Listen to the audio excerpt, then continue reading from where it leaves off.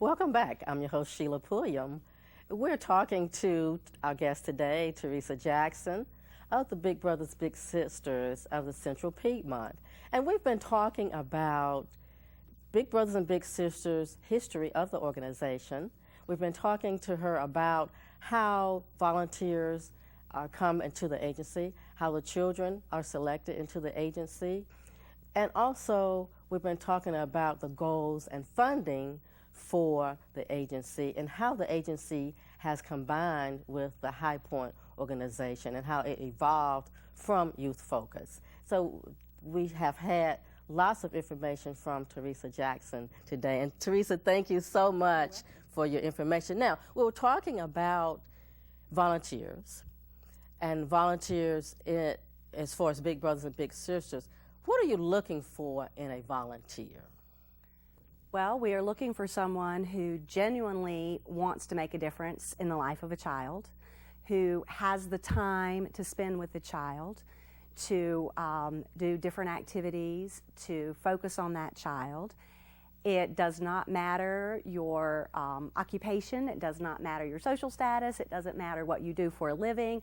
We do ask that for our community-based volunteers, and those are the volunteers that actually will go to their little's home, pick them up there, meet the parents, interact with them, take them out to different places in the community, do different events, work with homework, work on homework with them, and that sort of thing. And those have to be at least 18 to be in our program, but there is no age limit or cap on the age, and we have anywhere from college students to, like I said, senior citizens and retired grandparents and all in between there. Our site-based program, which is where we match children in our program with mainly college students, just because it works best for their schedule, but that is where the volunteer goes to the school or after-school site to spend time with their child. They are not allowed to take their child anywhere off the school campus or to go to their home to do any activities outside of the school site. And like I said, the majority of them are college students, but we do have some adults that volunteer because that works best for their schedule and they like going into the school setting. So now this is site-based, is that correct? Correct.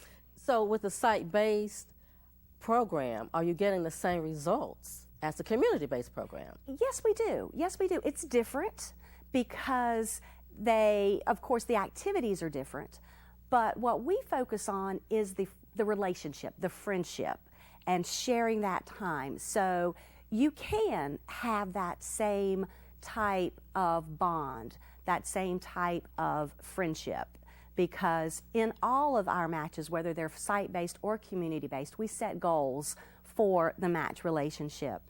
And one of the first goals that we set is to establish that positive friendship, establish that trusting relationship.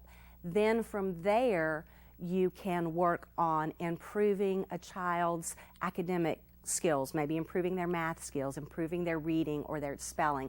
Also, too, we focus a lot on improving self-confidence and self-esteem, as well as social skills.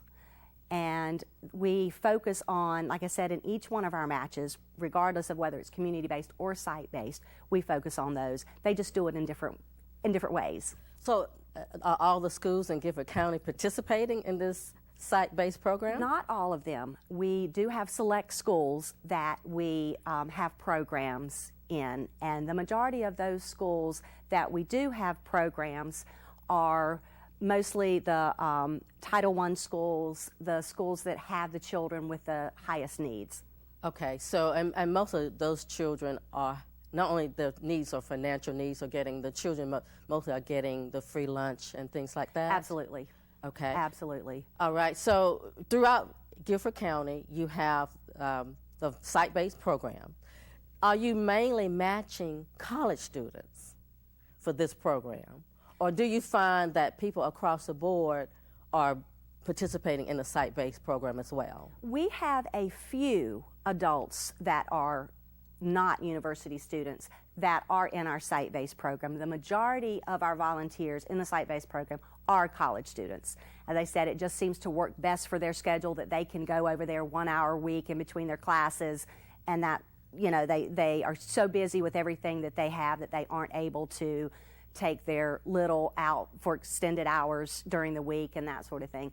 We have had success, and we always offer to our site-based volunteers that they can transfer to community-based at any time if they want to.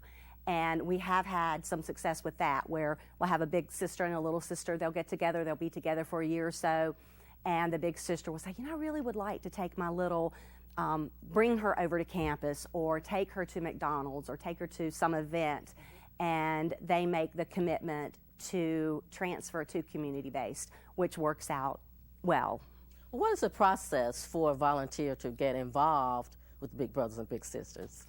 Well, for someone who is interested in volunteering, they can go to our website, and there's an inquiry information that they can fill out that will come to us. Then we will contact them, and there's an application process that and paperwork that they need to fill out, and then there's an orientation that they must attend, and that is mandatory. For our community-based bigs, we do home visits, so where we will go to their home, interview them, interview anyone that lives in the home, and then we do background checks and references. Yes. So we really, really want to make sure that when we call a parent and tell them that we have a volunteer to match their child with, that we're saying, hey, this person is a good person, positive person to spend time with your child. So we do all of those measures to make sure that you know, everyone is protected. Child safety is our #1 priority. And that is very important. Yes. Well, describe a child that's in the program. Wow. We have children who are extremely shy and quiet to those that bounce off the walls.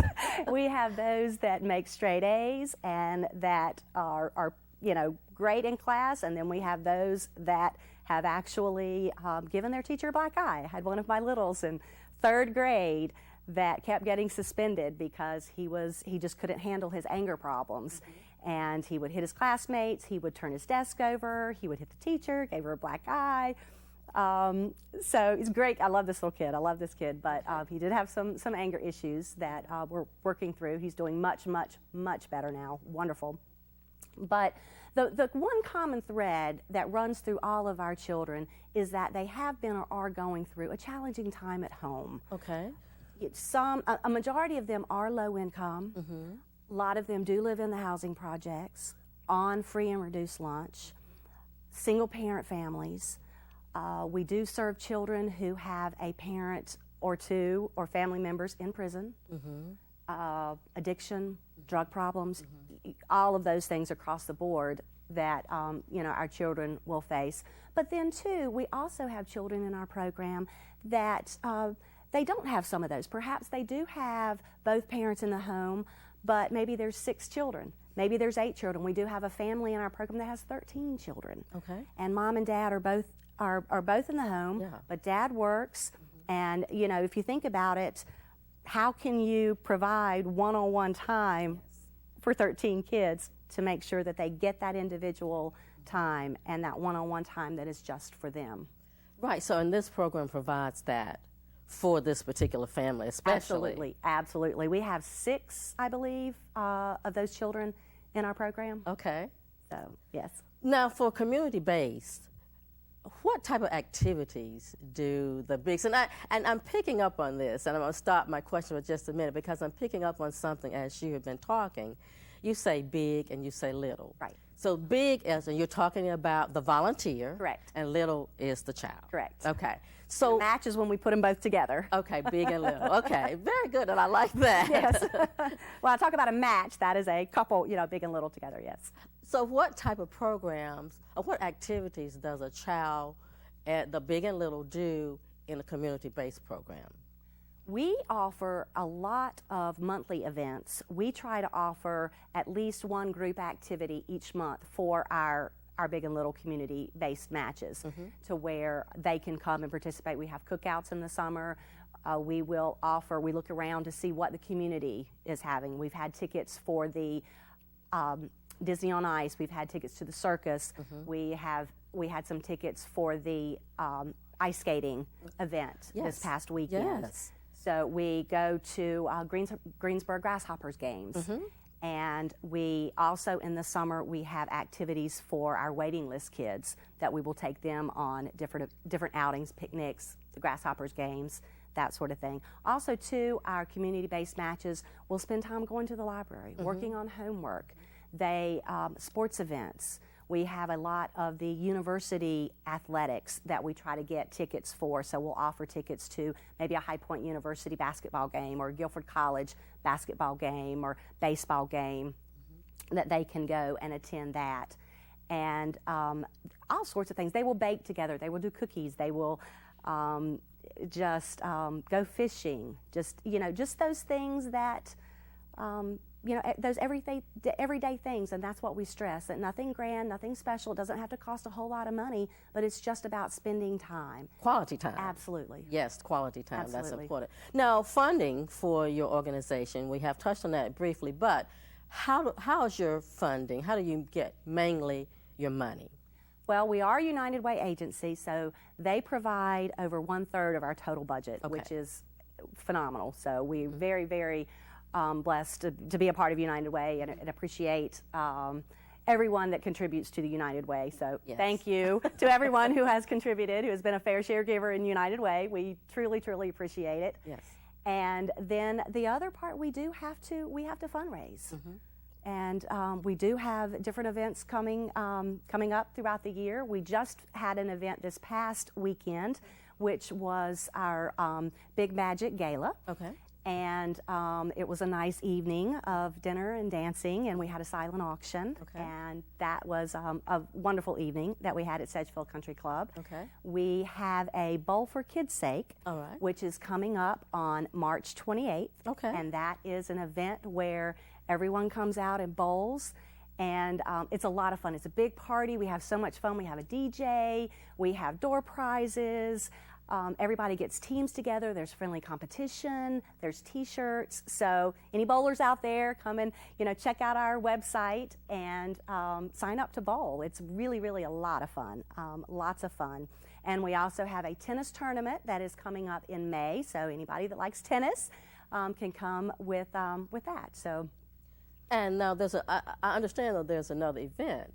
Absolutely. We have one that we actually are partnering. We talked earlier about how we work in the community and how we partner in the community.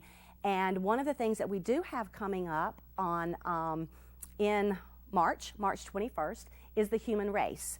And the Human Race is sponsored and put on by the Volunteer Center here in Greensboro, and it is for nonprofit agencies. So what we have done is we are participating in that.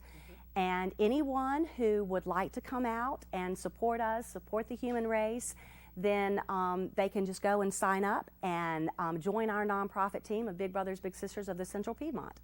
And now also, as far as funding is concerned, if someone wants to just make a cash donation to your agency, that's always a possibility. Absolutely, absolutely. And we do have some wonderful, wonderful individuals and corporations that and businesses that do contribute to us and donate to us that we are greatly appreciative, always, yes. So tell me, Teresa, I know we're running short on time, but I'm curious, is there a brief success story that you can share with us today?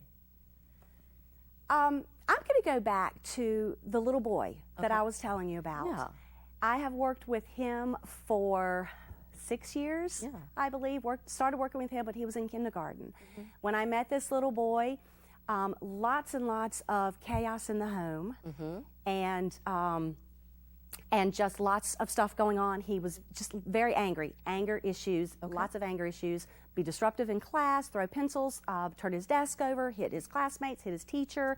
That went on, was suspended multiple times from kindergarten up through 3rd grade. And always getting suspended. And then now he has had a big brother throughout. He is in 5th grade now. He is on the honor roll. He is doing fabulous. That is a fantastic success story, Teresa. Your organization is doing a great job here in Guilford County. Thank you. Thank you so much for sharing. Thank you. And thank you for watching Public Report. We've been talking to Ms. Teresa Jackson of the Big Brothers and Big Sisters of Central Piedmont. and she has given us fantastic information about the organization. See you next time. This has been Public Report. Public Report discusses the issues of interest and importance to our viewing area. Please remember that the views expressed by our guests are their own and do not necessarily represent the views of TCT or the station.